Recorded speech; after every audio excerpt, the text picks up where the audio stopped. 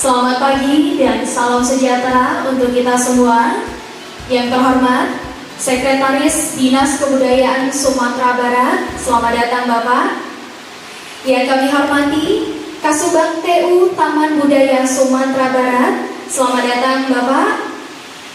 Narasumber dan moderator workshop teater yang telah hadir bersama kita pada hari ini, dan juga peserta workshop teater dan seluruh hadirin yang berbahagia. Selamat datang di acara workshop teater Ale Teater 9. Berikan tepuk tangan yang meriah untuk kita semua. Terima kasih, senang sekali saya Sanora yang akan memandu jalannya acara pada hari ini. Baiklah hadirin yang berbahagia, menyanyikan lagu Kebangsaan Indonesia Raya dan Mars Sumatera Barat. Hadirin dimohon berdiri. Indonesia tanah air,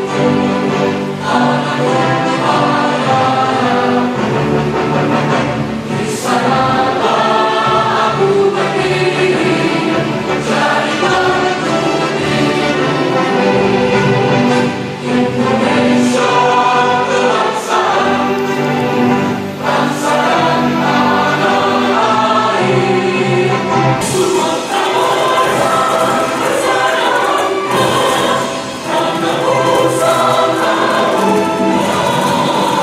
Workshop teater ini merupakan pemberian workshop kepada peserta yang telah lulus melewati beberapa tahap seleksi, dan ini akan berlangsung selama 3 hari ke depan. Selengkapnya mari kita dengarkan sambutan dari Kasubag TU Taman Budaya Sumatera Barat kepada Bapak Zulkifli SH, disilakan. Assalamualaikum warahmatullahi wabarakatuh. Puji syukur kita panjatkan kehadirat Allah Subhanahu wa Ta'ala yang telah memberikan kita waktu dan kesempatan untuk sama-sama hadir dalam rangka Ale Teater 9 di Taman Budaya Provinsi Sumatera Barat. Selawat dan salam kita aturkan kepada Nabi besar Muhammad SAW dengan mengucapkan segala dengan kebaikan sahabat Rasulullah. Yang terhormat Kepala Dinas Kebudayaan Provinsi Sumatera Barat yang pada kesempatan ini diwakili oleh Bapak Sekretaris Dinas Kebudayaan Provinsi Sumatera Barat. Yang terhormat Bapak Ibu para narasumber dan moderator. Yang terhormat Bapak Ibu panitia pelaksana dari ITPD Taman Budaya Sumatera Barat, teristimewa peserta workshop teater, peserta festival teater Sumatera Barat Ale Teater 9. Nama kegiatan dapat kami sampaikan Pak Sek, workshop teater rangkaian festival Sumatera Barat Ale Teater 9 tahun 2025. Dasar pelaksanaan dokumen pelaksana anggaran Satuan Kerja Perangkat Daerah Dinas Kebudayaan Provinsi Sumatera Barat tahun anggaran 2025. Tujuan kami mengadakan festival ini adalah memfasilitasi pengembangan dan pembinaan seni pertunjukan teater di Sumatera Barat. Buka acara secara resmi oleh Sekretaris Dinas Kebudayaan Sumatera Barat kepada Bapak Yayat Wahyudi ST MSI, disilakan. Puji syukur marilah sama-sama kita panjatkan kehadirat Allah Subhanahu wa Ta'ala. Kemudian salawat salam untuk Nabi Muhammad sallallahu alaihi wasallam dengan ucapan Allahumma sholli ala Muhammad wa ala ali Muhammad. Saya sebenarnya ingin memberikan sambutan yang singkat saja, tapi sepertinya dari panitia ingin menyampaikan beberapa hal terkait dengan penyelenggaraan workshop tadi ini. Atas nama pemerintah Provinsi Sumatera Barat, kami menyampaikan apresiasi dan terima kasih atas terselenggaranya workshop seni budaya ini yang turut mendukung kemajuan kebudayaan. Kegiatan ini sangat penting untuk memberikan pembinaan kepada masyarakat, terutama kepada generasi muda, untuk mengembangkan potensi yang dimiliki, khususnya potensi di bidang seni teater. untuk meningkatkan edukasi kepada generasi muda demi terwujudnya kesejahteraan masyarakat Minangkabau.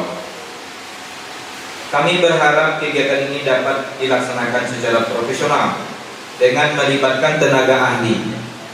Tadi sudah hadir narasumber kita yang rata-rata yang sudah S2, dan kemudian dengan mengucapkan Bismillahirrahmanirrahim, mengharapkan keridhaan dari Allah Subhanahu wa taala mewakili kepala dinas, saya dengan ini secara resmi membuka workshop seni teater tahun 2025. Kita akan melakukan pengalungan kokarde kepada Saudari Aidah Salsabil Azizah dan Randi Ataya Raflis untuk maju ke depan. Ya, perkenalkan, saya Yeni Wahyudi.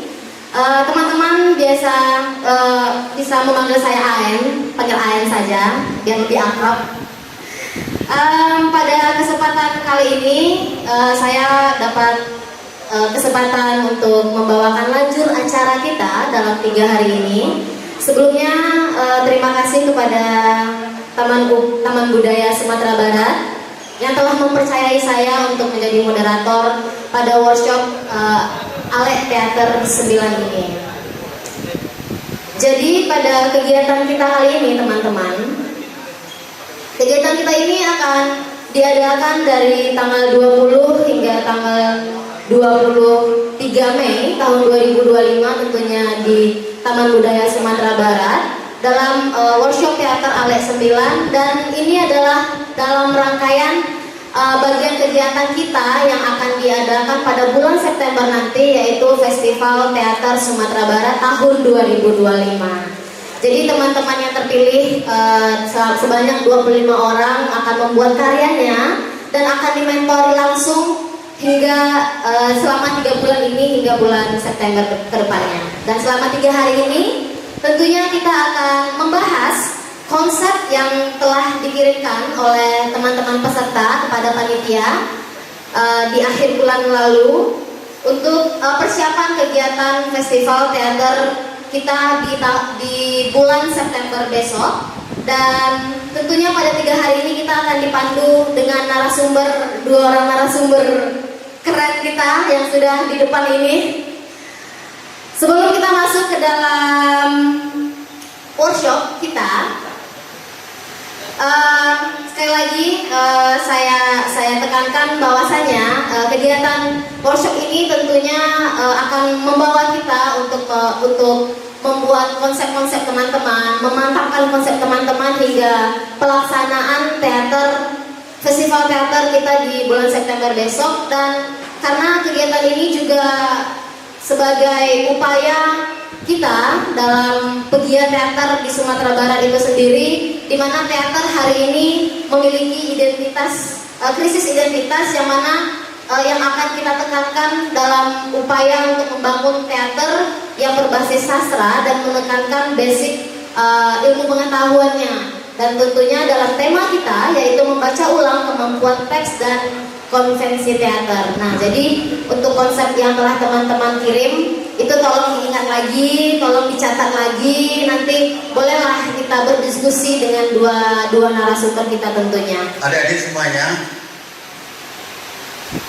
saya berdiskusi dengan Pak Swendri jauh-jauh sebelum pelaksanaan ini, dan kemudianlah sampailah pada kesimpulan kami berdua untuk mengagungkan membaca ulang teks teater ini.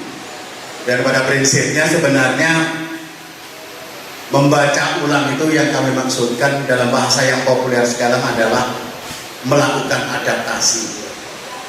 Maka kalau adik-adik semuanya sudah menetapkan dan memfitkan naskah yang akan diusung, tentu teks pertama itu yang sudah ada fiksasi itu harus kita perlakukan seperti apa. Karena dalam dunia transformasi dari teks pertama ke teks kedua itu ada yang tidak memberikan eksperimentasi terhadap bentuk cuma pada narasinya, tapi ada juga yang konsentrasi untuk melakukan perombakan atau melakukan transformasi terhadap teks narasinya, ceritanya, sebagai sesuatu yang ditawarkan untuk membuat perubahan. Nah, saya pada giliran ini akan lebih memfokuskan untuk bagaimana dalam tanda kutip menghancurkan teks yang mapan itu, sehingga teks itu memiliki nilai yang kontekstual. Kenapa perlu dibaca ulang? Karena pada dasarnya setiap peristiwa, setiap wacana, setiap diskursus, setiap obrolan itu harus melihat teks dan melihat konteks. Jadi cerita rakyat itu bisa berbentuk dongeng, bisa berbentuk legenda, bisa berbentuk mitos. Kalau dongeng itu cerita yang hanya berhenti sebagai cerita yang dikarang-karang. Tapi kalau sudah legenda atau mitos, itu biasanya mengandung pituah-pituah yang diyakini memiliki efek kalau tidak dilakukan. Maka mitos biasanya hati-hati karena menjadi satu keyakinan yang sejajar dengan agama misalnya. Pantangannya, larangannya bisa dianggap sebagai sesuatu yang bernilai aturan, tidak boleh dilanggar. Nah, teman-teman pasti akan mencari sumber dari legenda, dongeng, mitos yang berkembang di setiap masing-masing daerah. Nah, biasanya kalau di kita itu disebut sebagai kabar, ya. Karena bagaimanapun folklore itu tidak memiliki keterikatan yang berkaitan dengan akidah misalnya, atau dengan sesuatu yang tidak bisa dirubah. Maka kita harus berani merubah dalam bentuk adaptasi, bentuk alih wahana, dan yang paling radikal adalah melakukan dekonstruksi. Nanti kita akan jelaskan apa itu dekonstruksi. Ya. Jadi narasi-narasi yang muncul dari folklore itu seringkali dianggap sebagai sesuatu yang saklar, ya, yang sangat kudus. Nah, itu perlu dirubah. Sejarah, kenapa sejarah harus ditransformasi, dibaca ulang? Sejarah selalu menjadi salah satu menjadi pilar bagi kekuatan penguasa untuk tidak secara frontal membawa Anda sebagai pejuang kebudayaannya. Saya tidak akan mengatakan baik, tapi cobalah untuk sedikit out of the box, tidak mainstream. Jangan selalu mainstream. Jadi Bang Bio ini tidak mainstream. Orang gini-gini dia bikin gini, maling kondang itu gini-gini dia bikin gini. Keluar dari zona mainstream. Ya. Orang drakor semua keluar dari zona mainstream. Jangan terlalu menyerah pada arus, karena yang suka ngikut arus itu sampah dan ikan mati, kata Cak Nun gitu. Jadi gitu sumber-sumber naratif. Tuh, jumut, saya meminjam terminologi di dalam agama, dikultuskan. Apakah real Pak? Real, saya pernah ngalami. Saya diminta oleh alumni isi barang panjang untuk membuatkan naskah film tentang cerita di sana, semacam kabar di sini yang kalau di Jawa itu Joko Tarub. Saya rubah dari pakaian menjadi selendang suci. Sebenarnya saya konservatif karena saya tidak suka nanti ada yang telanjang-telanjang gitu. Makanya saya bikin para bidadarinya dengan selendang suci. Biar yang dicuri itu selendang sucinya, bukan bajunya. Agak sulit nanti untuk membuat framing atau men-shoot kejadian itu, apalagi yang ngerjain mahasiswa-mahasiswa. Disidang oleh kayak kerapatan nagari mumpu-mumpu.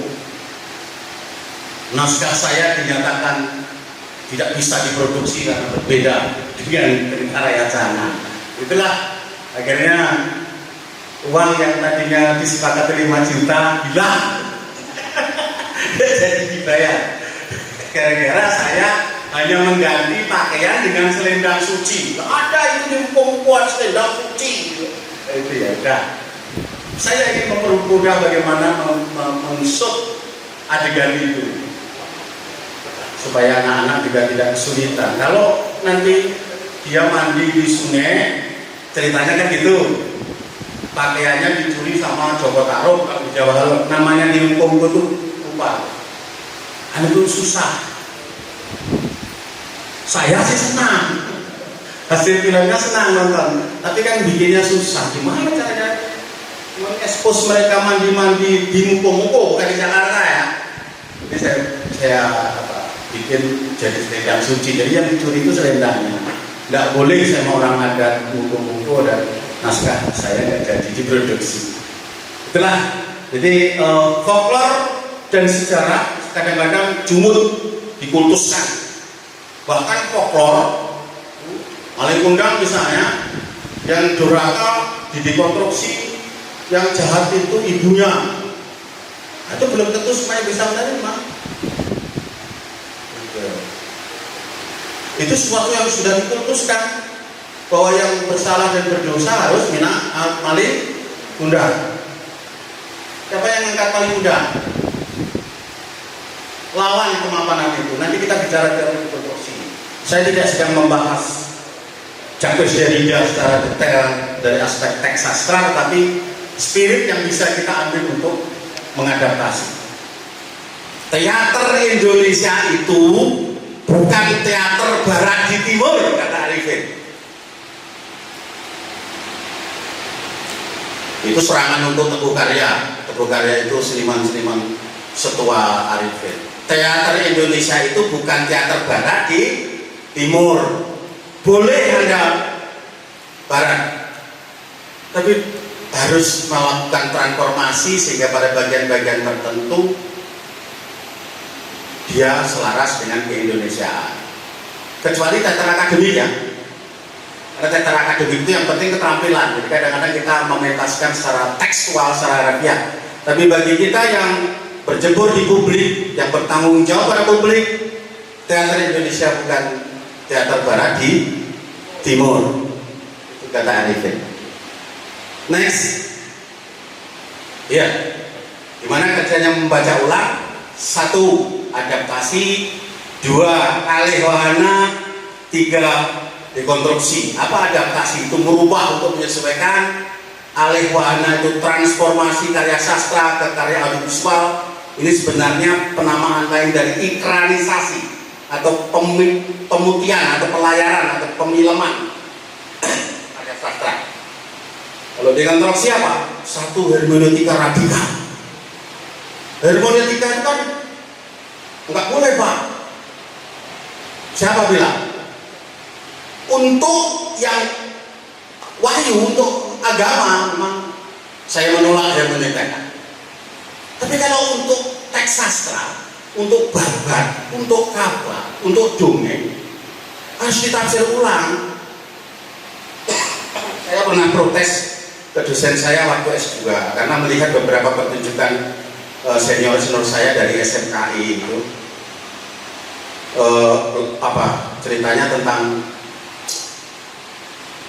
lahirnya kota Sleman. Lalu di situ dimunculkan naga bertarung dengan gajah. Gajahnya bisa terbang. Naga itu sudah mitos. Ya kalau seperti itu apa bedanya kita dengan ketoprak-ketoprak humor, ketoprak siswa budaya? Wilayah-wilayah itu perlu ditafsir ulang, perlu dirubah dan untuk menyesuaikan hari ini. Apa maksudnya gajah perang dengan naga? Sama dengan kita harus memberikan tafsir yang lebih modern. Malih Kundang itu membatu, hidupnya dihabiskan dengan kedunguan dia. Batu. Apa nggak boleh menafsir seperti itu dalam bentuk hermeneutik? Itu tafsir ulang. Batu itu tidak bisa lentur, tidak bisa elastis, tidak punya keluasan.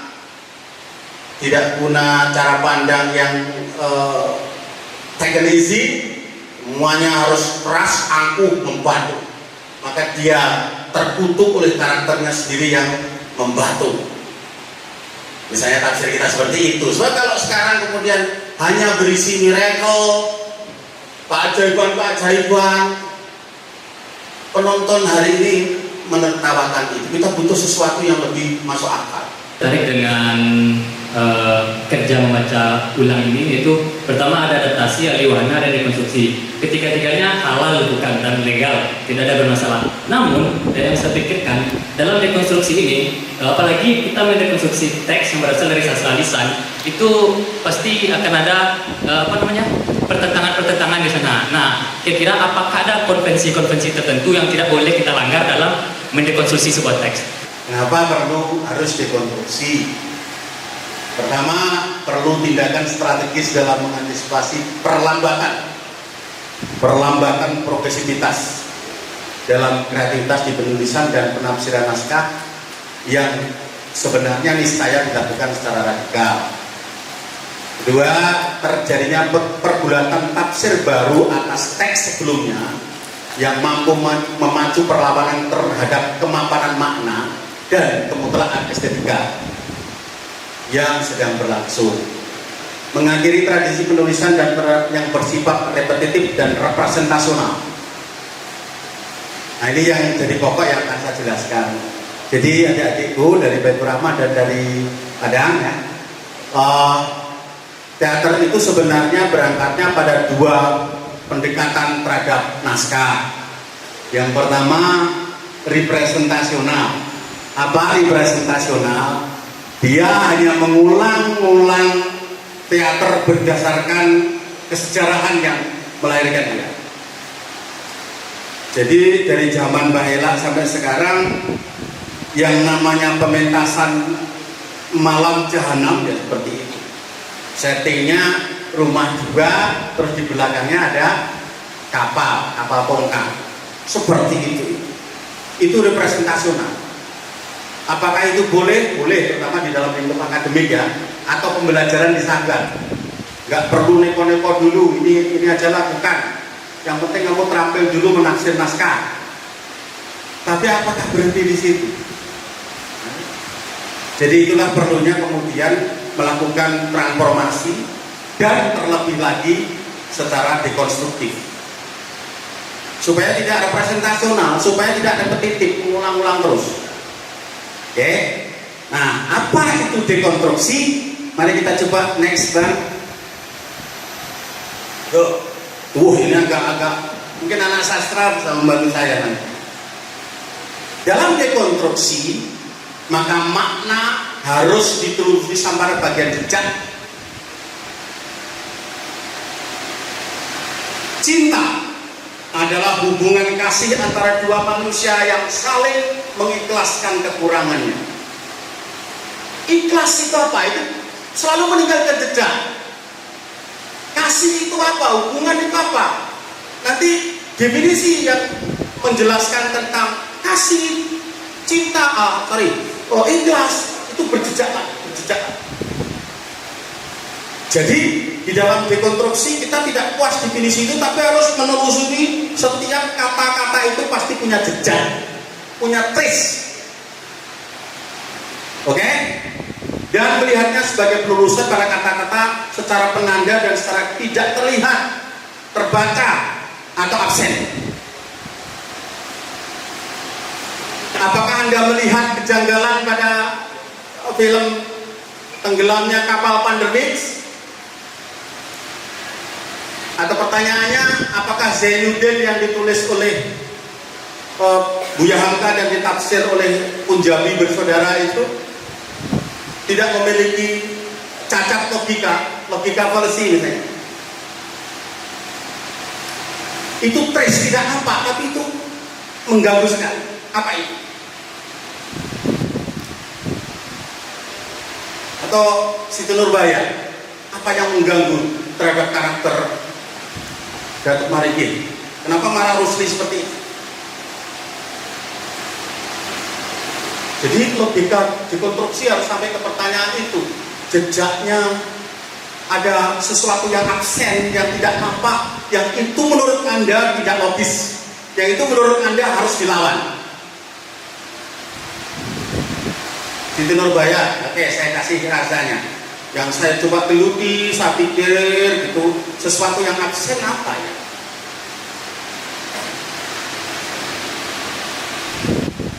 Pernahkah ada seseorang yang merelakan dirinya mati untuk memiliki keberanian melawan kolonialis sejahat itu? Kita harus menggali ulang lagi, melihat lagi bagaimana premis teman-teman. Mungkin pada sore hari ini kita ditemani oleh Bang Fabio Yuda MSN. Assalamualaikum warahmatullahi wabarakatuh. Tapi dari tadi saya lihat kita sudah membahas banyak materi sekali tentang bagaimana mengolah teks yang mapan menjadi sebuah bentuk baru. Nah, ini sebenarnya istilah dekonstruksi ini mungkin ada membuat beberapa teman-teman kebingungan ya. Maksudnya dekonstruksi ini kita harus mengubah hal apa ya? Teks yang seperti apa?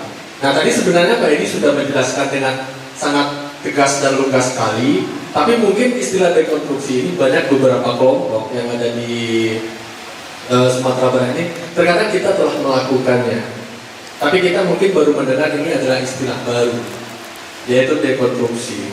Nah, tadi yang menarik bagi saya ada pertanyaan dari siapa tadi ya? Yang rantai mana dari bukan Baitul Rahman. Bukan batas-batas itu. Ya kita itulah ya. Itulah. Oke. Banyak masalahnya misalnya di dekonstruksi. Kita berangkat dari sejarah. Sebenarnya teman-teman semua, hasil diskusi saya dengan Om Wendri dan Pak Edi, kenapa banyak kita mencoba untuk keluar dari konvensional teater? Karena pada dasarnya kan teater ini ada konvensional, seperti realis, surrealis. Tapi kali ini kok berbeda temanya. Ternyata tidak seperti apa yang kita pahami sebelumnya. Ada dari rumah teduh, coba mengangkat menjadi realis. Sebenarnya kita di Taman Budaya ini ingin membangun sebuah kelompok-kelompok teater yang memiliki karakter, memiliki gayanya sendiri. Kalau teman-teman ingin kelompok kita ini bertahan, tentu kita harus mempunyai identitas sendiri. Apa sih hal yang menarik dari kelompok ini? Begitu. Nah, kalau kita hanya mengikuti apa yang telah ada seperti teater-teater sebelumnya, nah itu kata Mas ini udah tahu, gitu kan? Kita hanya mementaskan naskah-naskah yang lama, ya udah tahu, gitu kan? Udah tahu. Yang berbeda apanya? Yang berbeda yaitu cuma orang yang memainkannya. Ya misalnya naskah Malam Jahanam atau naskah Sensurnya Cabe, orang udah tahu, gitu kan? Tapi apa yang membuat ini menjadi menarik ketika orang tertarik untuk menonton pertunjukan ini? Nah, itulah tadi istilah-istilahnya bisa dialihwahana, kemudian bisa di dekonstruksi, itu yang paling sangat tren sekarang ya, istilah dekonstruksi ini. Bahkan teman-teman teater-teater kelompok teater di Jawa itu mereka sudah membuat teater itu memang dekonstruksi semua. Bahkan bentuknya udah hancur. Bahkan kita pun, saya sendiri pun juga tidak bisa memaknai ini maksudnya apa gitu kan. Ya kan? Kalau kita searching bagaimana nanti perkembangan teater Indonesia saat ini, mereka udah memakai istilah dekonstruksi, bahkan memberikan sudut pandang baru. Nah, seperti yang dikatakan Mas Edi tadi itu seperti dekonstruksi terhadap teks atau dekonstruksi terhadap tokoh. Ini sama dengan istilah dalam film juga melakukan hal ini. Ada yang pernah nonton Maleficent nggak? Maleficent itu adalah tokoh jahat dari film Putri Tidur, Snow White. Iya, tapi dia mendekonstruksi, memberikan sudut pandang baru, memberikan pemaknaan baru terhadap teks tersebut, maka dapatlah tokoh Maleficent. Dan bahkan filmnya pun juga sangat populer kan. Jadi orang menonton bukan yang dilihat orang itu bukan lagi Snow White, tapi ada sudut pandang baru dari Maleficent ini. Nah, begitu juga yang dikatakan oleh Pak Edi tadi, yang dilihat orang itu lagi bukan Siti Nurbaya, tapi bagaimana sudut pandang si Datuk Merenggi tadi, seorang yang ternyata dia sangat nasionalis. Nah, kecurigaan seperti itulah yang kemudian dikembangkan menjadi sebuah temuan-temuan baru. Nah, itu dari gagasan, dari premisnya itu yang kita kejar dulu. Apa kecurigaan kita terhadap objek-objek yang kita pahami? Kan banyak tadi tuh teman-teman, ada berangkat dari naskah, kemudian dari sejarah, kemudian ada dari disetujui dari fakta, kemudian objek formalnya apa? Apa yang kita inginkan dari itu? Kalau kita hanya memutarbalikkan fakta saja, atau dekonstruksi atau distorsi saja, ya kita akan terjebak dalam gagasan saja. Nah, gagasan itu nantinya juga perlu bagaimana nantinya ini menjadi sesuatu hal yang ternyata konteksnya itu dengan kekinian. Nah, kita kan kadang mengangkat, kalau kita ingin mengangkat Siti Nurbaya supaya dia itu lagi. Tapi apa pentingnya pesan yang kita inginkan itu bagi orang lain? Nah, sederhananya seperti itu dalam pemahaman saya dalam mendekonstruksi sebuah teks-teks paparan teks yang ada. Jadi ketika Om Henry mengatakan teks-teks yang harus populer, itu kan ada yang kemarin kan ya, harus populer, harus teks yang umum, karena peluang dekonstruksinya itu sangat besar. Ya, peluang dekonstruksinya itu sangat besar, sangat bisa diapakan saja. Nah, contohnya saya pribadi, mungkin sedikit berbagi, mungkin mudah-mudahan juga bisa membuka pemikiran teman-teman. Dalam karya terakhir saya di Halet Theater tahun kemarin, saya mengangkat The Mighty Malin Kundang. Ya. Nah, tapi yang lain itu bukan lagi sebuah cerita Malin Kundang. Jadi mungkin penonton kebanyakan kecewa karena yang dia tonton itu ternyata bukan lagi tentang Malin Kundang. Karena apa? Yang saya dekonstruksi apa? Bukan malinnya, bukan ibunya, atau bukan kisah mereka. Yang saya dekonstruksi itu adalah satu hal yang menggelitik saya, yaitu kedurhakaan di dalam pemaknaan Malin Kundang itu. Nah, kedurhakaan dalam Malin Kundang ini seperti apa? Nah, itu pentingnya ternyata bukan hanya sekedar mendekonstruksi, tapi kita juga butuh ilmu pengetahuan. Kemudian saya share di pemaknaan durhaka itu ternyata ketika kita membaca kata durhaka yang kita ketahui adalah anak kepada orang tua. Ya kan, seperti itu saja. Ternyata dalam kamus bahasa Indonesia durhaka bukan hanya itu. Banyak lagi pemaknaan tentang durhaka itu.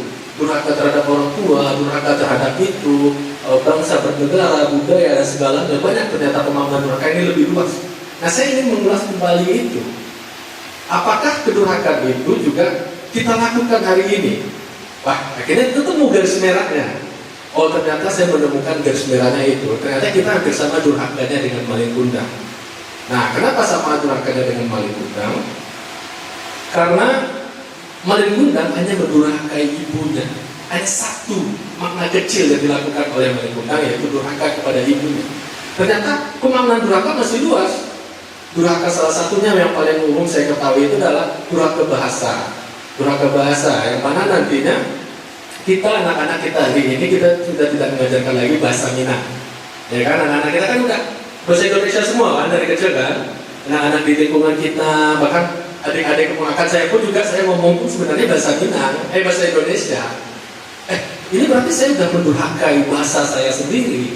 Saya sudah mendurhakai keyakinan saya sendiri. Jadi ngapain saya teriak-teriak mengenai Malin Kundang durhaka kepada ibu? Toh kita juga durhaka. Nah, hal itu yang kemudian saya tulis lagi menjadi sebuah bentuk.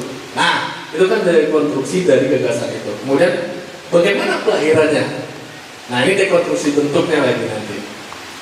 Lainnya saya memakai prinsip physical theater, lebih eksploratif, lebih bermain simbol-simbolik, lebih bermain bagaimana ruang-ruang itu memakai ketubuhan untuk menyampaikan apa yang kita bicarakan. Kita inginnya, ini pertunjukan ini apa yang ingin kita sampaikan dan sudut pandang baru itu. Nah, istilah dekonstruksi itu memberikan pemaknaan baru terhadap materi-materi tersebut. Jadi sederhana ya, sederhana kan kayak gitu ya, bisa dipahami ya. Pemaknaan baru, contohnya cabai, gitu kan? Apa pemaknaan baru kamu dalam teks itu? Sehingga dia menjadi sebuah tontonan yang penonton berpikir, oh, ini adalah versi terbaru. Karena kita mengikuti perkembangan zaman. Karena kemajuan teknologi sekarang ini membuat penonton teater itu sangat sedikit sekali penonton teater saat ini. Karena apa? Karena yang kita lakukan adalah pekerjaan berulang-ulang. Ya, Teater itu selalu melakukan pekerjaan berulang-ulang. Seperti yang saya sampaikan tadi, naskahnya itu bagus saja, itu bagus saja. Jadi penonton kita jadi ketinggalan penonton. Jadi kita nggak bisa protes kenapa orang nggak ada nonton teater. Itu karena kita sendiri. Karena kita apa? Kita tidak memberikan tawaran-tawaran baru terhadap teks-teks yang kita miliki itu.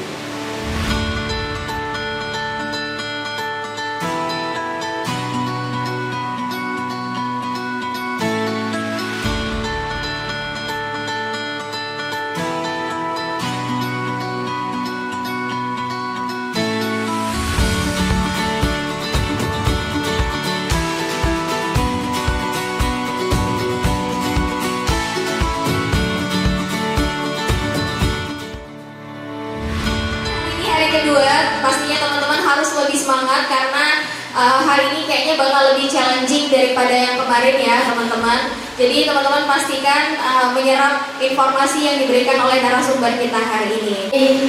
Jadi kan kalau sebelum latihan teater itu kita kan ada pemanasannya.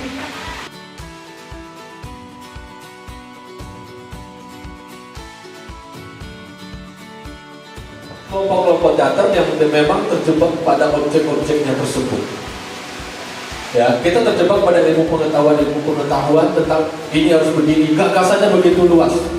Materi ini mengangkat tentang emansipasi, ini mengangkat tentang bagaimana fenomena sosial dan segala macam, ini akan dilahirkan apa, ingin membuat penonton supaya lebih mengerti dengan ini tentang apa yang akan kita sampaikan, menyadarkan atau memberikan pemahaman atau memberikan sudut pandang baru, tawaran baru atau rekonstruksi baru terhadap teks-teks itu. Yang menjadi pertanyaan paling besar, bagaimana kita akan mengaplikasikannya menjadi sebuah pertunjukan, ya kan? Ya kan? Ya kan? Bagaimana kita akan mengaplikasikan ide-ide yang begitu luar biasa ini? Saya yakin ide teman-teman semua ini sangat ngeri-ngeri ini. Kalau dilahirkan di atas panggung, ketika kita membaca sinopsisnya, materinya, ini emansipasi, ini tentang bagaimana jiwa-jiwa roh dan segala macam, ini teks psikologi sepasang suami istri gitu kan. Ada juga dari teman-teman lain kuliah tentang Nilonali, naskah Mesra Nadilah segala macam, dengan ada Bujang 9 juga yang tidak kalah menariknya. Kemudian yang membuat kita menjadi termangu, ini istilah yang lagi keren-keren ya, termangu. Kok pertunjukannya kayak gini gitu kan? Kok biasa saja gitu misalnya kan? Ide luar biasa. Pernah nggak nonton pertunjukan seperti itu ya? Ide, gagasannya, konsepnya, MC menyampaikan semua, menceritakan sepasang tokoh yang memang itu dengan teknik pendekatan psikologi dengan itu. Oke, banyak. Pertunjukan kok tidak apa ya, tidak kena ya gitu. Berarti apa? Berarti ada teknik-teknik aplikasi untuk membuat teks-teks ini atau gagasan-gagasan ini, melahirkannya ke atas panggung itu seperti apa yang tepatnya. Nah, memang melahirkan teks-teks ini banyak caranya. Misalnya kita mengangkat teks-teks biasa itu ke arah konvensional, mungkin seperti sebagaimana teater umumnya kita mengenal dengan istilah realisme gitu kan ya. Realisme lahir dengan misalnya naskah sebuah contohnya kita anggap naskah Malam Jahanam, dilahirkan ke atas panggung dengan pendekatan realisme. Ya, bagaimana pertunjukan itu ya seperti sebagaimana apa yang tertera pada naskah. Ini adalah salah satu caranya. Bagaimana kita mewujudkan gagasan-gagasan yang dituangkan dalam naskah. Nah, materinya dituangkan dalam naskah itu tadi kan. Objek materinya dituangkan dalam naskah. Ya, akhirnya jadi menjadi sebuah pertunjukan yang bergaya realisme. Yang bergaya realisme. Kemudian apa lagi? Selain realisme, apalagi kira-kira gaya yang kita pakai untuk mengaplikasikan gagasan dan ide kita ini? Nah, ada juga namanya surrealisme. Surrealisme itu bagaimana kita menuangkan imajinasi menjadi sebuah pertunjukan. Ya, daya alam bawah sadar kita yang dituangkan ke dalam sebuah pertunjukan. Kemudian apa lagi? Nah, banyak lagi. Ada dengan gaya-gaya pertunjukannya lebih absurd atau gaya-gaya pertunjukan yang lebih eksperimental dan lebih postmodern, tidak melampaui batas-batas dramatik yang tertera pada naskah itu. Nah, itu adalah bagaimana nanti cara-caranya. Kemudian yang lagi tren-tren sekarang ini, yang biasanya dekonstruksi ini mengarah kepada bentuk yang diubah. Nah, kalau memang kita semuanya memang sepakat arahnya kepada dekonstruksi, berarti kita akan membuat sebuah bentuk baru, bangunan baru dalam sebuah pertunjukan. Nah, biasanya pendekatan-pendekatan teater dekonstruksi ini dipakai dalam istilah-istilah yang paling populer ini kita sebut dengan teater kontemporer. Ya kan? Nah, itu cara langkah kerja sederhananya. Saya tidak pengen membahas bagaimana kontemporer itu jauh-jauh. Ya, kita pakai dekonstruksi ini mengarah kepada kontemporer. Nah, kemudian ini berakibat menjadi sebuah estetika panggung yang baru, artistik yang baru. Jadi pelahirannya bukan hanya kepada bagaimana naskah ini hanya dituangkan dalam bentuk visual teks-teks atau seperti dialog-dialog yang keseharian dalam realisme, tapi tidak seperti itu. Ada juga pilihan-pilihan lain. Nah, dalam aplikasi naskah, misalnya kita terjebak pada naskah, kalau kita mendekonstruksi sebuah naskah, kebanyakan yang lebih populer, yang lebih sering dipakai orang sekarang ini adalah teknik-teknik simbolisasi. Lahirlah teater-teater yang memiliki simbolisasi. Dan paling banyak pendekatannya itu adalah ketubuhan. Ya enggak? Ketubuhan. Sekarang teater udah main tubuh ya, bahkan orang sudah susah membedakan mana yang teater, mana yang tari. Tapi apa yang membuat dia menjadi beda itu adalah ada pendekatan-pendekatan. Kalau tari hanya bersifat pada gerak yang memvisualkan gagasan itu, geraknya dengan harmonis dan dinamis. Teater dia lebih simbolis, gerakan lebih tertata untuk menyampaikan makna yang indah. Ya kan? Kita nggak kebayang nih, ternyata Siti Nurbaya kelahirannya dengan teater kontemporer itu gimana, ya kan? Nah, ini yang membuatnya menjadi sebuah sudut pandang baru. Kelahirannya itu bukan lagi pada pelahiran teater sebagaimana Siti Nurbaya, dia berdialog bersama dia berdialog dengan Maringgi atau apa.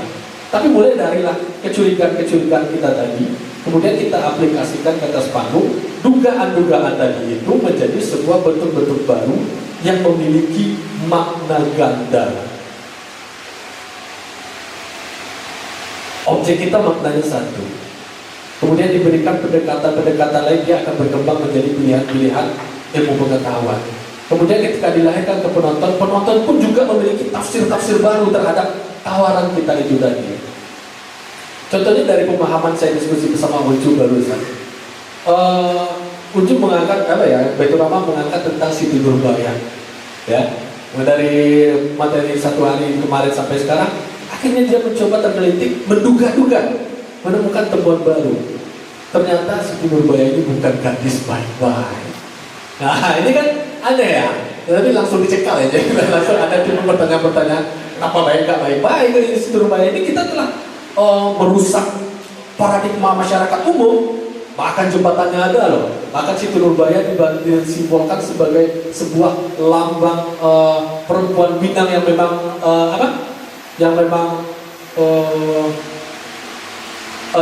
termangu oleh keputusan ada istilah keadaannya.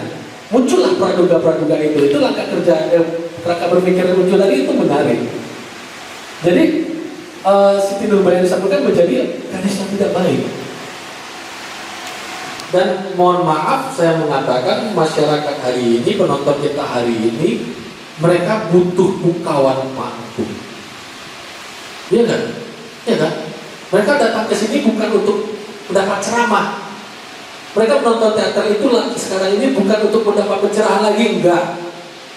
Itu beberapa survei saya mencoba bagaimana membaca penonton teater Sumatera Barat, dan alhamdulillah kemarin saya bisa mendatangkan 500 penonton ya untuk itu.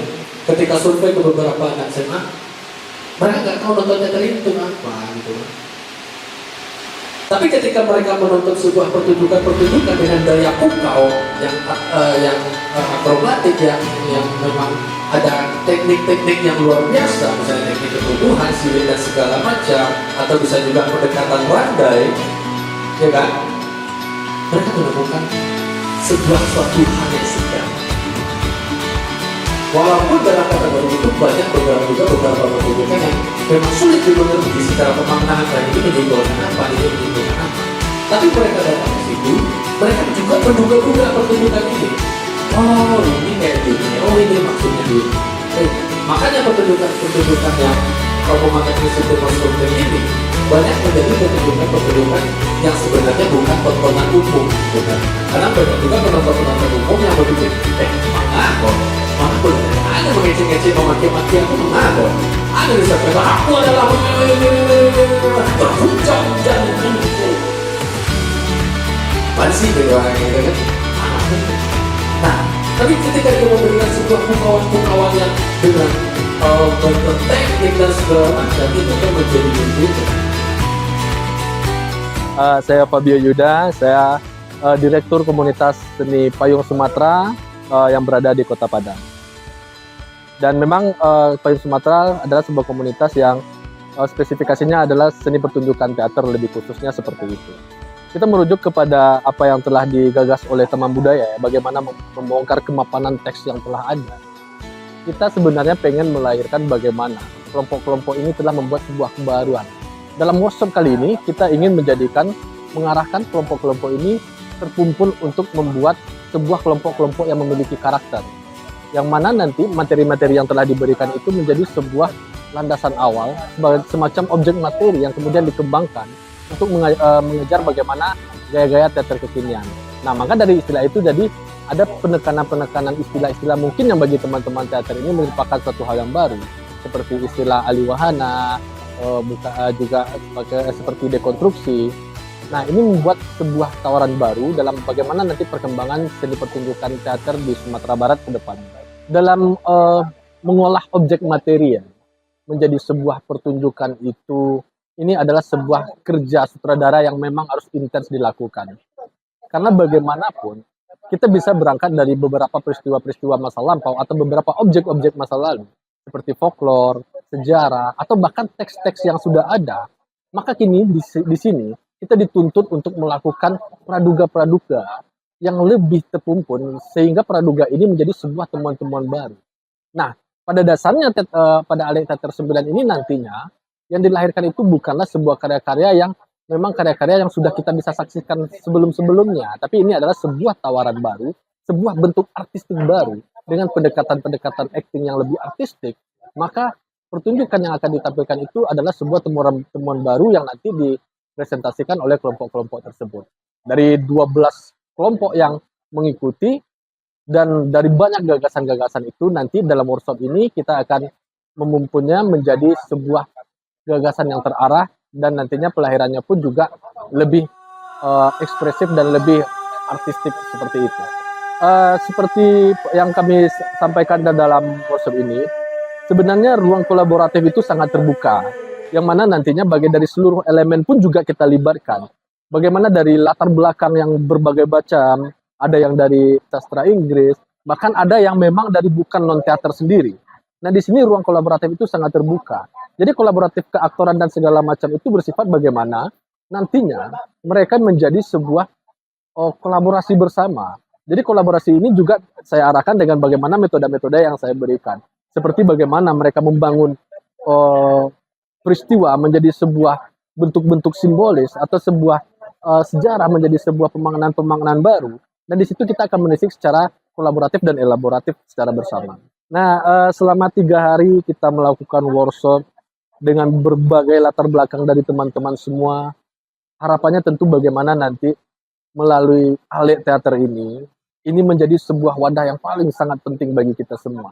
Yang mana ternyata pergerakan teater itu masih ada. Nah, apa yang membuat kita menjadi tidak mengetahui ternyata di sana, di Sijunjang ternyata ada kelompok teater. Ternyata di daerah-daerah lain pun juga ada kelompok teater. Nah, harapannya dengan ada event ini, di tengah minimnya event-event teater yang berada di Sumatera Barat, kita bisa membangkitkan gairah-gairah kembali. Nah ini adalah sebuah terobosan yang mungkin sudah sampai ke Alet Teater yang ke-9 ya, sudah banyak ya, sudah 9 kali event yang diadakan. Kemudian dalam event ini kita bisa melahirkan kelompok-kelompok yang berkarakter. Mereka yang memiliki ciri khas sendiri, mereka yang memiliki gaya sendiri, tidak hanya sebagai kelompok yang hanya hadir di tengah-tengah ada event, begitu tidak, tapi mereka bisa menjadi mandiri. Dan yang setelah saya pahami dan setelah saya lakukan dari saya sebagai peserta Alet Teater sebelum-sebelumnya, bahkan kelompok kami sudah termasuk kelompok yang mandiri. Kelompok saya yaitu kelompok Payung Sumatera sudah menjadi kelompok yang mandiri. Bahkan kami pun sudah juga banyak mengikuti event-event. Dan itu terlepas dari bagaimana Alet Teater ini memfasilitasi kami untuk tumbuh berkembang melalui workshop dan juga pertunjukan-pertunjukan yang diselenggarakan secara bersamaan dan berkolaborasi dengan kelompok-kelompok lain. Di situ juga kita membangun relasi dan saling berbagi pengetahuan dengan teman-teman lain. Secara umum perkembangan banyak sebenarnya tantangan kita, bagaimana kita menjaga ekosistem teater. Tantangan yang paling berat itu sebenarnya bukan apa yang kita ciptakan atau bukan apa yang kita lakukan, tapi bagaimana kita menjaga kelompok. Nah, dari kelompok inilah makanya akan hadir sebuah konsistensi. Kesolidan sebuah kelompok itu, bagaimana kita mengatur dan menjaga kelompok ini supaya lebih supaya kelompok ini tidak hanya sebagai kelompok yang hadir cuma satu musim saja, tapi kelompok yang bertahan dan konsisten. Nah, kemudian di dalam kelompok itu, walaupun dalam workshop ini banyak teman-teman yang dari latar belakang yang berbeda, dari memang mungkin ada yang sudah bisa dikatakan kelompok-kelompok profesional, bahkan ada memang kelompok-kelompok yang masih belum mengenal teater sama sekali. Jadi inilah kita coba merampungkan, saling berbagi ilmu bersama-sama agar kelompok-kelompok ini nantinya bisa bergerak di bidangnya sendiri, bisa konsisten dan terus tumbuh berkembang menjadi sebuah kelompok teater yang lebih baik. Dan harapannya ini tidak sampai di sini saja, dan nantinya mungkin tahun-tahun selanjutnya kita inginnya lebih banyak lagi kelompok-kelompok teater yang ada di Sumatera Barat, baik itu kelompok yang memang dari pelajar ataupun mahasiswa maupun juga bagi praktisi-praktisi. Sebenarnya istilah kontemporer ini merupakan istilah yang banyak mendapatkan pro dan kontra antara beberapa orang yang menyetujui dan yang tidak menyetujui. Karena bagi beberapa pelaku seni yang konvensional, mereka pasti akan menganggap kontemporer ini sebagai suatu bentuk penghancuran dari budaya atau penghancuran dari nilai-nilai yang telah dibangun. Tapi sementara kontemporer ini adalah salah satu bentuk sebuah tawaran baru. Dan disitulah sebenarnya bagi saya sendiri adalah bagaimana kecintaan saya terhadap seni itu sendiri adalah dengan cara saya membuat sebuah temuan-temuan baru dalam objek-objek tersebut. Makanya terkadang memang pelahirannya itu memang sesuai dengan keilmuan yang kita miliki. Kalau memangnya saya memiliki keilmuan untuk mengembangkan ini lebih akrobatik atau interaktif atau lebih eksklusif dengan kemampuan media dan kecanggihan teknologi saat ini, ya tentunya itu adalah bagaimana teater kita hari ini. Bukan bagaimana kami tidak menafikan juga bahwa teater-teater yang sebelumnya yang tidak kontemporer itu tidak bagus, tidak.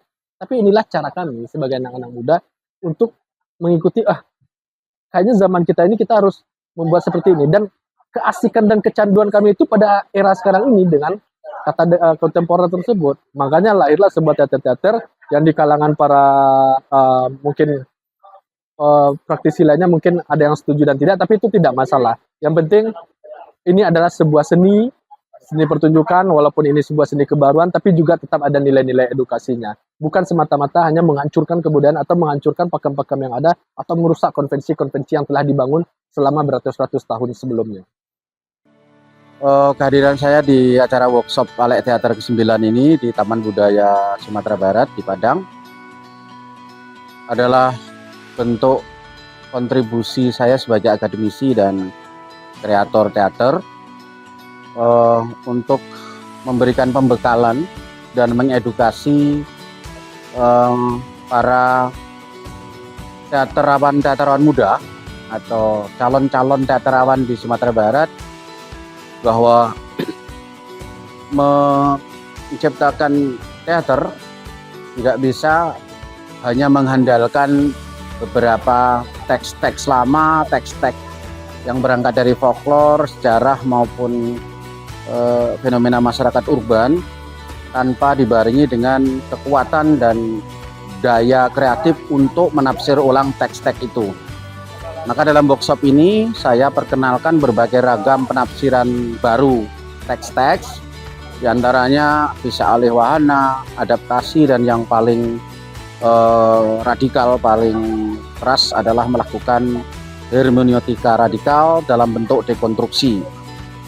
Nah, harapan kita pada workshop ini, para peserta pada akhirnya tidak hanya mengikuti secara textbook dan harafiah naskah-naskah yang ada, tetapi juga melakukan interpretasi ulang atas teks-teks itu, dan dengan demikian akan dihasilkan pertunjukan-pertunjukan baru yang sangat menggelitik penonton.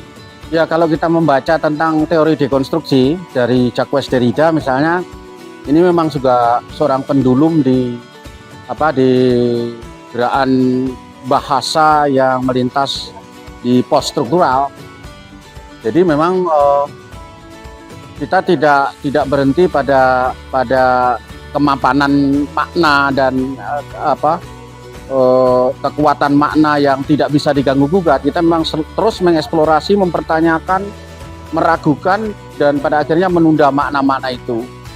Maka kami memang mengajarkan meskipun secara tidak intens dan detail tentang kecenderungan cara berpikir post-struktural. Tetapi dalam kesempatan ini kita tidak mengharuskan itu sebagai satu-satunya opsi. Jadi boleh dengan cara yang tidak post-struktural atau cara dekonstruksi, boleh dengan cukup mengadaptasi. Misalnya saya selalu mendiskusikan kepada teman-teman peserta, misalnya lakon Mainan Gelas. Lakon Mainan Gelas itu cerita tentang seorang anak perempuan yang cacat, yang kemudian diatur-atur ibunya supaya cepat laku, cepat punya suami. Nah, dalam konteks ini sangat relevan dengan Sumatera Barat misalnya. Cobalah bawa mainan gelas itu dalam bentuk kultur Minang. Jadi bisa saja kalau mereka yang fashionnya konvensional mengadaptasi ruang, mengadaptasi waktu. Atau kalau memang dia sangat getol di sastra, bisa saja memindahkan novel ke panggung dengan narasi yang agak realis. Puisi ya, misalnya kita tahu misalnya puisi Sapardi itu kan menggelitik ya, Sapardi Djoko Damono menggelitik. Ya, bisa juga jadi cerita untuk dibawa ke teater. Jadi opsinya yang penting ada pembacaan ulang atas teks pertama menuju lahirnya teks kedua.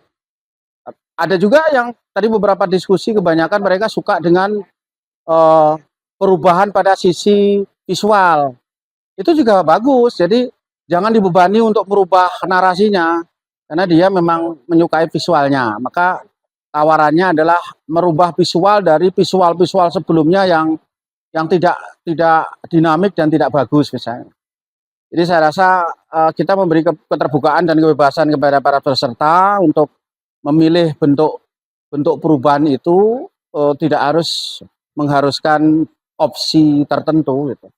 Sebenarnya pertama kalau kita bicara teater yang komunikatif itu benar, pertama memang aspek naratif ya. Naratifnya setidaknya mengangkat persoalan-persoalan yang dekat dengan problematik publik atau audiens.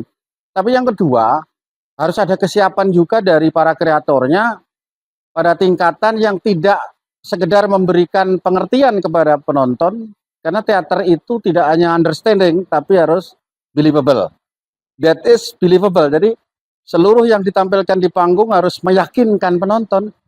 Nah, kalau dia penonton dalam hal ini yakin dengan apa yang terjadi di panggung, sudah sendirinya pasti akan bagus. Selama ini kita tidak memahami panggung karena kita nggak yakin dengan apa yang ditampilkan di atas panggung. Tidak berkeringat-keringat, membuat tari tidak rampak, membuat gerakan-gerakan acting tidak yakin. Kalau pemainnya tidak yakin, apalagi penontonnya. Saya rasa itu. Jadi yang penting adalah membangun sebuah pertunjukan yang believable, tidak hanya understanding. Saya lebih suka membawa bahasa agama ya. Saya berharap teman-teman yang ikut itu istiqomah. Istiqomah karena ya teater jangan hanya dilihat sebagai sebuah proses yang memberi provide secara material. So kalau gitu kita tidak punya daya tahan. Di teater memang provide materialnya sangat, bukan sangat langka, tapi apa ya, tidak sebanyak seni-seni industri, seni-seni pop gitu. Jadi mudah-mudahan teman-teman di generasi Z atau di generasi Alpha punya daya tahan dan tetap istiqomah, karena kita sebenarnya di teater ini juga menjadi pendidik masyarakat, baik langsung maupun tidak langsung.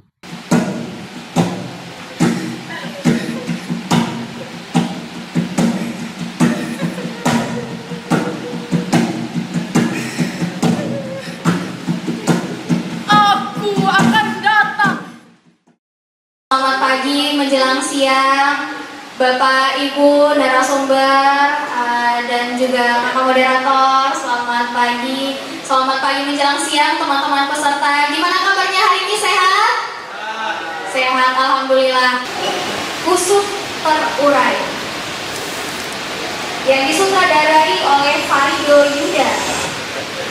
Penulis naskahnya Anika Indra Putri.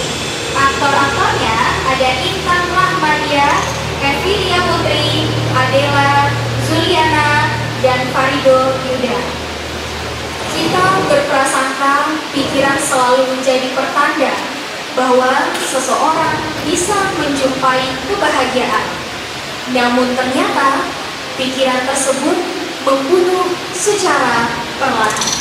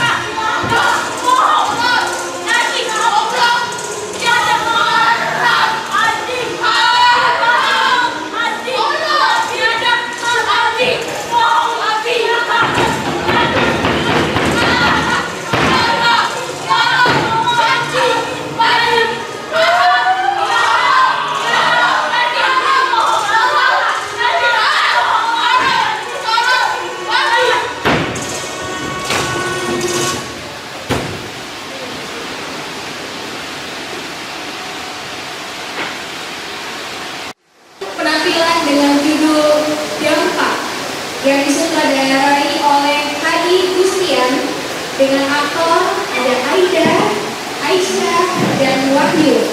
Musik yang akan dipersembahkan oleh Kang Bobi.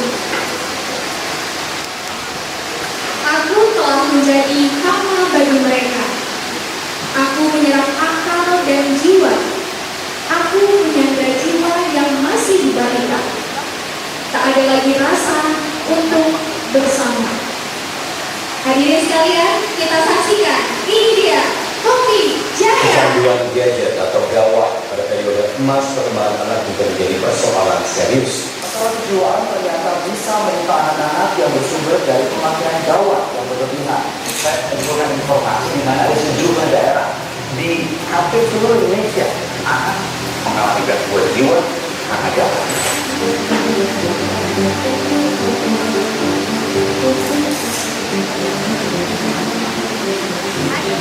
Mereka tidak terjadi dari awal.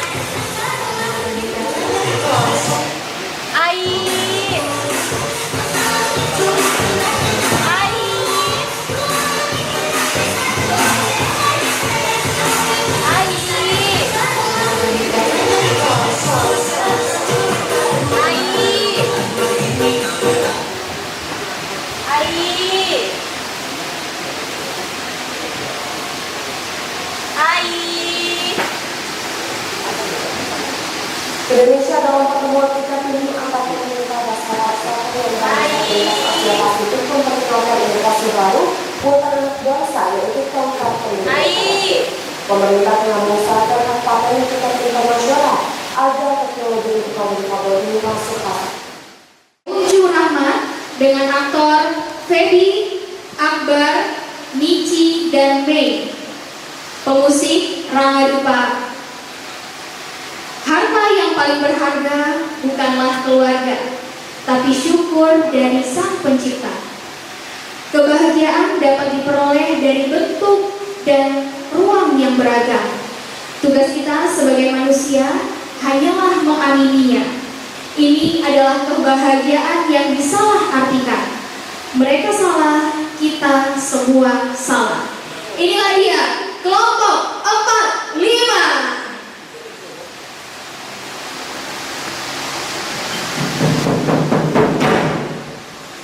Ini adalah kebahagiaan yang disalahartikan. Ini adalah kebahagiaan yang disalahartikan.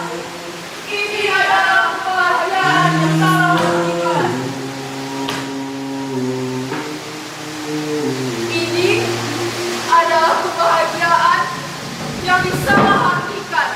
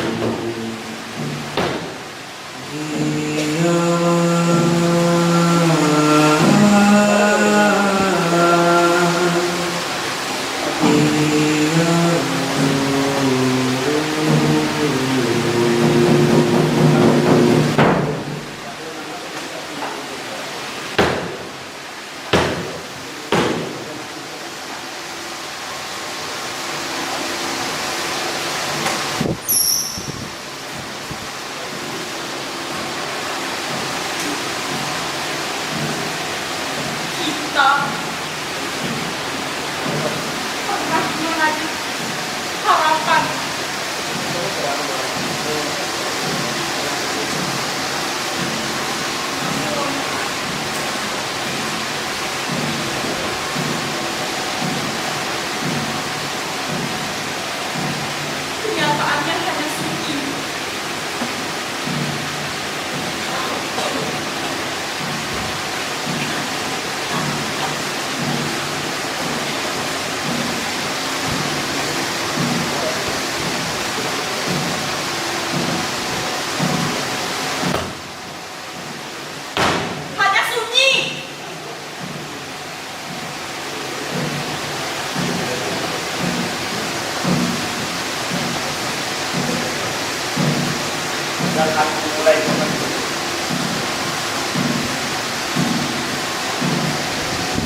bilang bahwa aku mulai takut dan menangis setiap malam.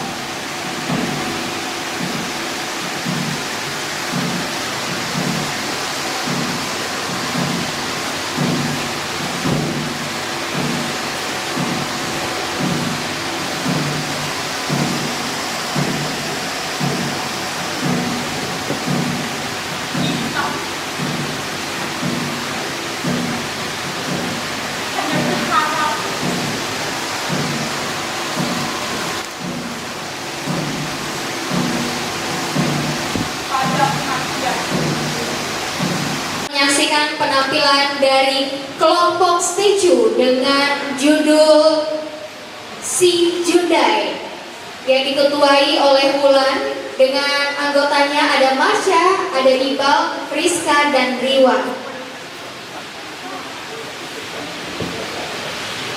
Dukun tak mengenal teman, dukun tak tahu siapa yang salah. Ia hanya tahu arah menuju sasarannya. Setiap arahnya adalah ajal yang dijemput. Inilah dia penampilan dari statue.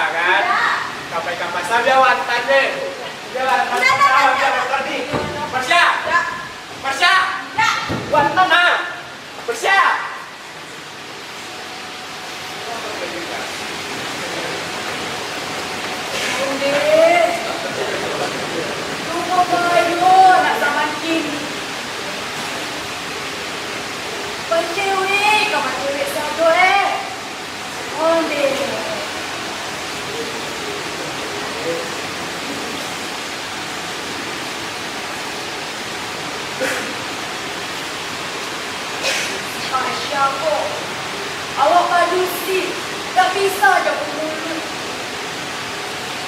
Laki-laki, tidak kau tahu berdiri. Aneh.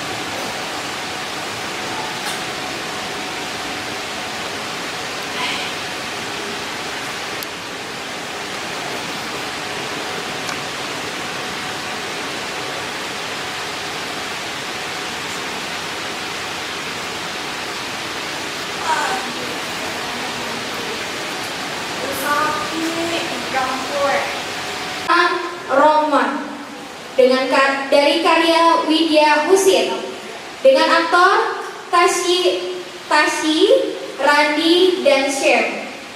Musik dari Kills. Teman-teman, kita akan menyaksikan penampilan dari kelompok kanan kiri. Aku mendengar doa, mimpi, dan harap dari setiap yang pergi, hilang, dan mati. Inilah dia kelompok kanan kiri.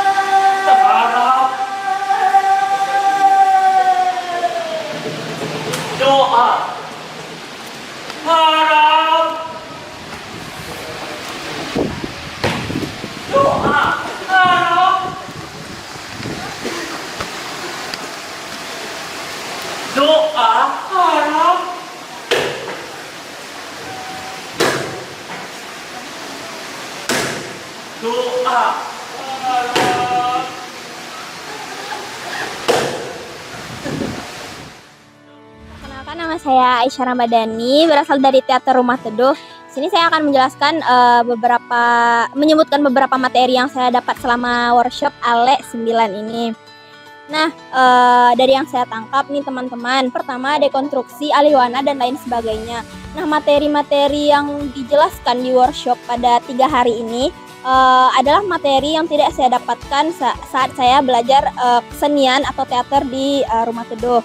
Nah, saya sangat-sangat berterima kasih kepada panitia workshop atas segala ilmu dan pengalaman yang telah diberikan kepada saya. Itu sangat-sangat membantu saya dalam melatih cara saya berakting. Terima kasih buat panitia dan terima kasih buat pengalamannya selama 3 hari ini. Itu sangat berharga bagi saya. Halo masyarakat Sumatera Barat, perkenalkan nama saya Muhammad Iqbal Rabani Hamzah. Saya dari Teater OAC Unit Kegiatan Kesenian Universitas Negeri Padang. Kesan saya mengikuti workshop teater pada tahun ini adalah, kesan saya untuk workshop ALE Teater pada tahun ini adalah dimana saya sangat senang bertemu kembali dengan teman-teman pegiat seni teater dan kembali berdiskusi bersama mereka. Untuk pesan yang pertama, semoga dengan adanya workshop teater, para pegiat seni teater semakin berkembang dan mengikuti perkembangan zaman. Dan yang kedua, untuk Sumatera Barat, dengan adanya Taman Budaya semakin berkembanglah provinsi kita. Halo, perkenalkan nama saya Marsalina, biasanya dipanggil Marsa. Saya berasal dari Universitas Baitur Rahma, guys. Pesan dan pesan saya selama 3 hari ini di workshop teater ALE ke-9 ini, saya mendapatkan banyak sekali ilmu di sini. Sepertinya saya mendapatkan teman baru, punya pengalaman baru, yang dari awalnya saya nggak ada basic teater sama sekali, dan pas ditampil alhamdulillah kelompok saya mendapatkan terbaik. Saya berharap tahun depan akan diadakan workshop seperti ini lagi dan lebih bagus dari ini lagi. Oke. Hai, perkenalkan nama saya Alfie Biola. Saya berasal dari Teater Aksara. Halo, perkenalkan nama saya Skil Rahim. Saya berasal dari Teater Bingo. Halo, perkenalkan nama saya Wahyu. Saya dari Teater Balai. Baiklah, pesan saya, semoga ALE Teater 9 menjadi sukses. Kalau untuk pesan dan kesan saya selama ALE Teater 9 itu sangat menarik dan banyak sekali pelajaran yang bisa diambil dari kegiatan workshop ini. Pesan saya untuk ALE Teater 9 sangat menarik sih, karena materi-materi yang diberikan cukup mencukupi lah gitu. Perkenalkan, nama aku Micutara Fistian. Aku berasal dari komunitas Tanah Ombak. Aku berdomisili di Padang.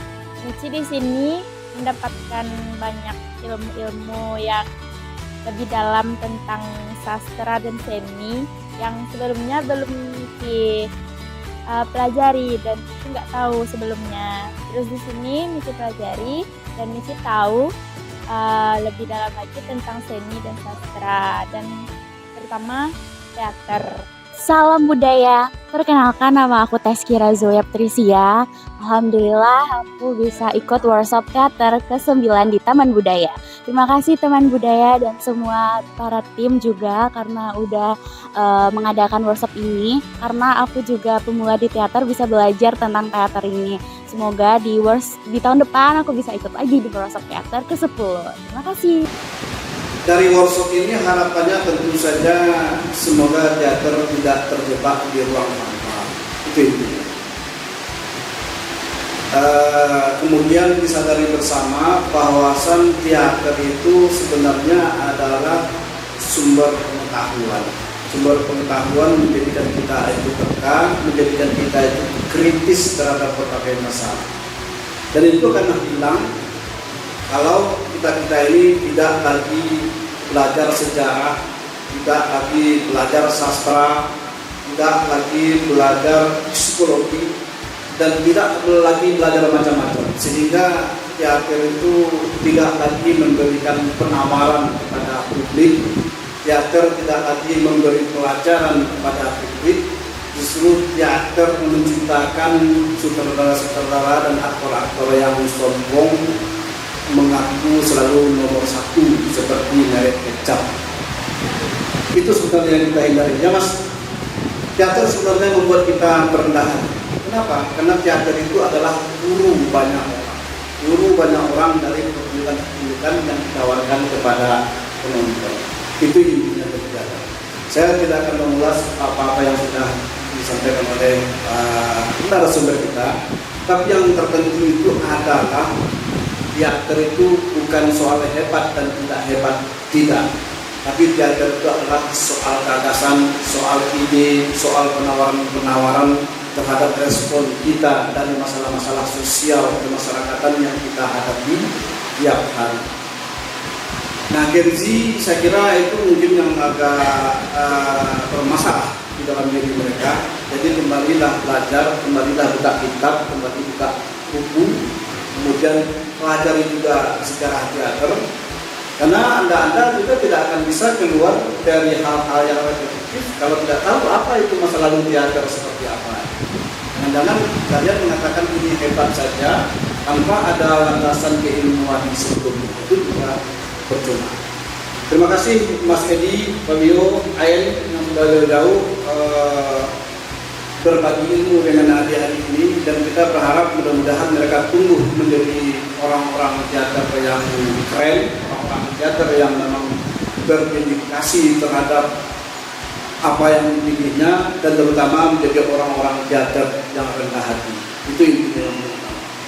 Baik, itu saja kita tutup workshop kita dengan membacakan Alhamdulillahirabbil alamin, dan kami juga mohon maaf dari panitia kalau ada kurang pelayanan, kalau ada hal-hal yang menyinggung hati, kalau ada hal-hal yang membuat anda tidak puas, mohon maaf, karena inilah baru yang terbaik yang dapat kami lakukan untuk anda sekalian, generasi muslimnya masa depan.